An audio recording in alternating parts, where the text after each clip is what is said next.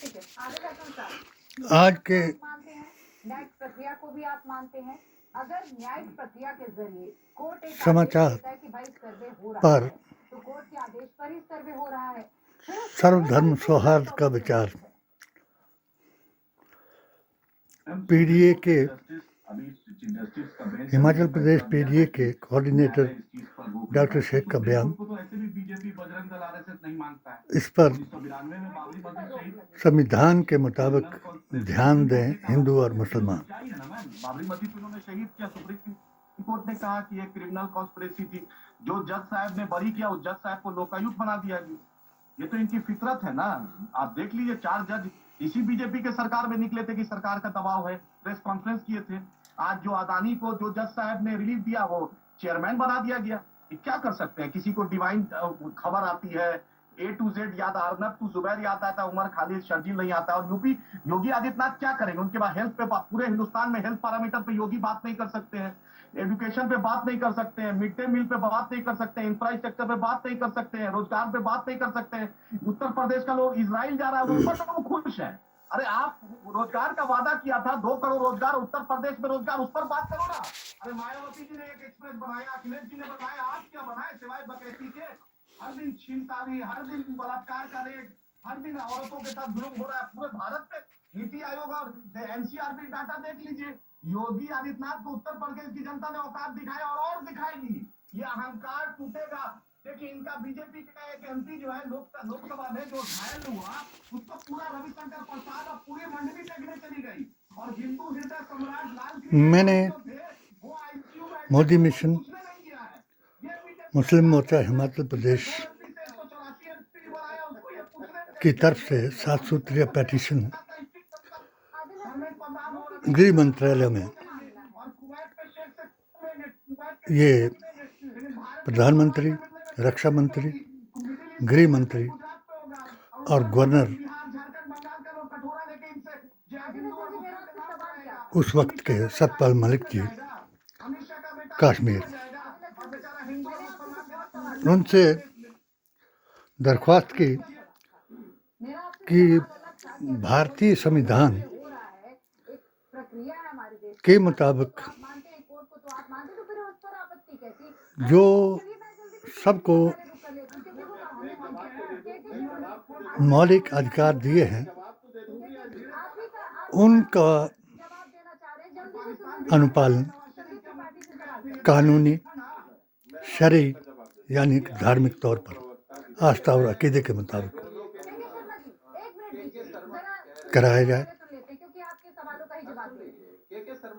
जो worship places act है, उसके मुताबिक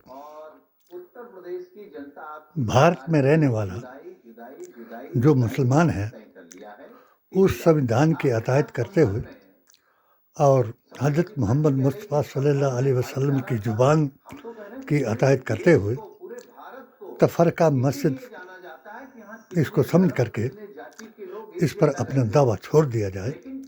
इसलिए मैंने एक इंटरव्यू में राम मंदिर पक्ष में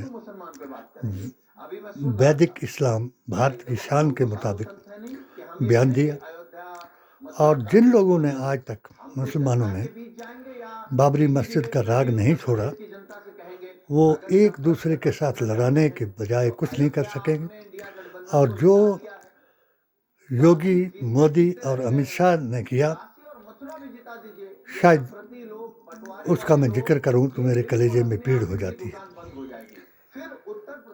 मैंने अपने आप को इतना राष्ट्रभक्त समझ करके अपनी 45 साल अपनी ज़िंदगी इसी बात के लिए लगाई कि भारत में दीन इस्लाम जो है वो वली हिंद पीर तरीक़त का पैगाम है, जो पीराने पीर जनाब दस्तगीर पीर मयूद्दीन चिश्ती रहमतुल्लाह अलैह, काकी रहमतुल्लाह अलैह और निजामुद्दीन औलिया रहमतुल्लाह अलैह,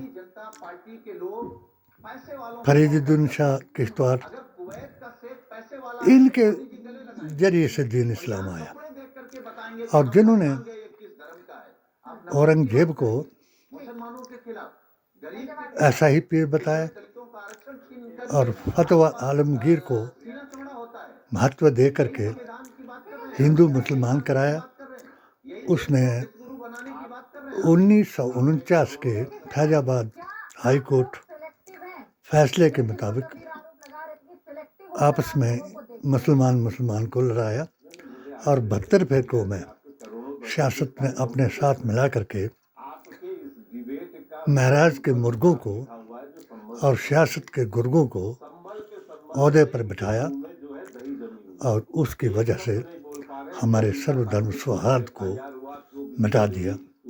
2013 के बाद बीजेपी ने अपना गुप्त एजेंडा दिखा दिया और आज ये मौका आया जो मैंने ये जो इंडिया टीवी है उसको बार बार निवेदन किया कि आप उन मुसलमानों को जो आकाए दो जहाँ रसूलुल्लाह सल्लल्लाहु अलैहि वसल्लम ने 4 यारों की तरफ इशारा किया और उसके बताया कि असल जमात 72 जमातों में बाकी उम्मतें बढ़ जाएंगी और मेरी उम्मत 73 जमातों में बढ़ जाएगी।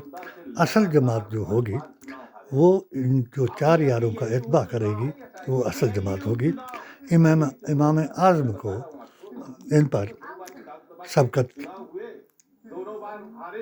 हासिल हुई, यानी जो 4 यारों के पैरोकार सिद्दीकी हों, उस्मानी हों, हजरत अली के शहदाई हों, उनमें तरजीह जो दी गई तो इमाम आज़म को दी गई जो आले रसूल से ताल्लुक़ रखते थे। जब लोगों ने अपनी जमात का फंदा चला करके इनको पीछे कर दिया और खुद आगे हो गए तो आज वो नौबत आ गई। आज भी मैंने अपनी इस HHA के उसके मुताबिक बताया कि जो भी संसद में मुसलमानों ने बयान दिया और इंडिया टीवी ने दिखाया, मोदी और मुसलमान, मुझे बहुत खुशी हुई कि हमारे इस इंडिया टीवी में एक एंकर हुसैन रिजवी के नाम से हैं जो बाबा रामदेव के प्रोग्राम में भी शामिल रहते हैं। उनको भी मैंने बताया और बाबा रामदेव का भी मैंने अपनी किताब में नाम लिखा जब उन्होंने कहा कि योगा ही नमाज है और नमाज ही संस्कृत का वो लफ्ज़ है जिसमें नमो नमः झुकना, मातृभूमि को माथा टेकना, जिसका मैंने आचार्यों को भी बहस में उन्होंने भी इस मेरी बहस को सराहा कि अगर आप वंदे मातरम एक बार करते होंगे तो हम 96 बार करते हैं दिन के 5 नमाजों में 48 सजदे हैं और एक नमाज में एक रकात में 2 सजदे होते हैं, 48 दूनी 96 होते हैं। अब ऐसे को रजत शर्मा जी बुला करके ऐसों को मुसलमान का मजाक करवाते रहे और हिंदू मुसलमान सौहार्द को बिगाड़ते रहे। जैसे रोज़ ये दिखाते हैं कि हमारा ये ताल्लुक़ नहीं कि हम किसी जात जमात और धर्म के मुताबिक नहीं बोलते, हम सब की आस्था की और अकीदे की वो करते हैं। मगर मेरी समझ के मुताबिक अगर आज ये नौबत भारत में आई संविधान को बदलने की, कुरान को बदलने की और नबी के ज़ुबान को बदलने की, तो इन्हीं की वजह से आई। अदरवाइज़ जब मैंने मोदी मिशन जी को ज्वाइन किया तो मैंने अपनी किताब में ये लिखा कि धर्म के नाम पर पहला प्रधानमंत्री आया जिसने सर्वधर्म सौहार्द का 3 सा से लोगों को झांसा दिया और तीसरा सा जो है एक कौम के लिए बदल दिया, यानी सबका विश्वास। और मेरा विश्वास जब बदल गया तब मैंने राहुल की न्याय यात्रा को जोड़ा और अपने सभी लोगों को इनसे तोड़ा और नतीजा जहाँ पीडीए और एआईएसएसजे का संगठन काम में आया तो वहाँ नतीजा हमको फ्रूटफुल आया, जैसे जेएनके में और बाकी स्टेटों में भी। मगर हम इस हमारे 40/40/20 के फार्मूले को 80 और 20 पर हमने गालिब किया। मगर जहाँ इन्होंने हिंदुत्व का प्रचार किया और अपना गुप्त एजेंडा सबको बता दिया, मोदी जी ने देवताओं की कस्में दिलाई, योगी जी ने औरंगजेब की कथा सुनाई और अमित शाह जी ने मेरी पेटिशन ठुकराई और अपने ही एक वर्चस्व को, जो आदर था, सम्मान था उस चेयर का, गृह मंत्री की कुर्सी का, उसको भी अपमानित किया। क्योंकि एक चतुर्थ श्रेणी के कर्मचारी को जब इशारा हुआ कि हिंदुत्व के नाम पर डॉक्टर कासिमुद्दीन को नीचा दिखाना है, तो उन्होंने उस पटिशन को गिद्र परवाना बताया और मेरे 4 मौलिक अधिकारों को ध्वस्त किया और गिद्र परवाना बता करके उनका उल्लंघन कराया, जिसमें मंदिर मज़ार और कम्युनिटी सेंटर को गिराया। नंबर 2, मेरे घर का रास्ता 16 फुट से 2 फुट बनाया। नंबर 3, मेरे अकीदे को गुस्ताखे रसूलों से जेर कराया और मुझ पर फतवा दिलाया। नंबर 4, मेरे धार्मिक, सामाजिक और राजनीतिक वर्चस्व को गिराने के लिए मुझे